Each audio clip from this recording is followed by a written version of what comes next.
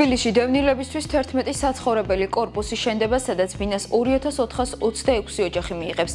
დევნილთა ეკომიგრანტთა და საარსებო წყაროებით უზრუნველყოფის სააგენტომ დევნილი ოჯახების შევსებულ განაცხადებზე მინიჭებული წინასწარი ქულები გამოაქვეყნა.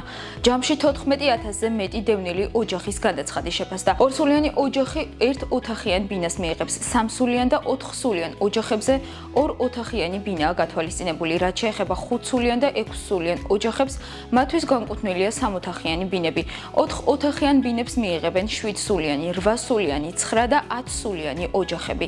ბინის მიღების მსურველი დევნილი ოჯახებისთვის მინიჭებული წინასწარი ქულები შეგიძლიათ იხილოთ დევნილთა ეკომიგრანტთა და საარსებო წყაროებით უზრუნველყოფის სააგენტოს ვებგვერდზე ან სააგენტოს ოფიციალურ Facebook გვერდზე. საიტზე შესვლის შემდეგ პირველივე გვერდზე გამოჩნდება ფანჯარა "გაიგე შენი ქულა". ამ კონკრეტულის გახსნის შემდეგ ჩაწერთ თქვენს ინდივიდუალურ მონაცემებს, რომლებიც მითითებულია შესავსებ ველში და იხილავთ თქვენთვის მინიჭებულ ქულას.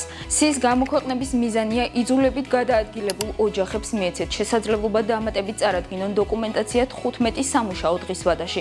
შესაბამისი საფუძვლის არსებობის შემთხვევაში წინასწარი ქულები გადაფასდება, რის შემდგომაც განახლებული სია გამოქვეყნდება. შესწავლილი განაცხადები გადაწყვეტილების მისაღებად დევნილთა საკითხების შემსწავლელ კომისიას წარედგინება. კომისია არსებული საბინაო რესურსის გათვალისწინებით განსაზღვრავს, რამდენ ქულიანი ოჯახები დაექვემდებარებიან მონიტორინგს, რის შემდგომაც კანონმდებლობის შესაბამისად დაიწყება დეტალური მუშაობა საბოლოო შედეგების ჩამოყალიბებისთვის.